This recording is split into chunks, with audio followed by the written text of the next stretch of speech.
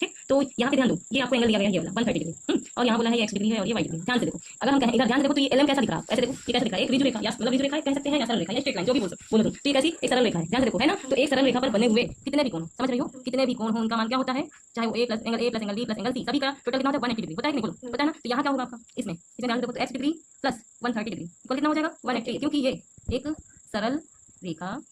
में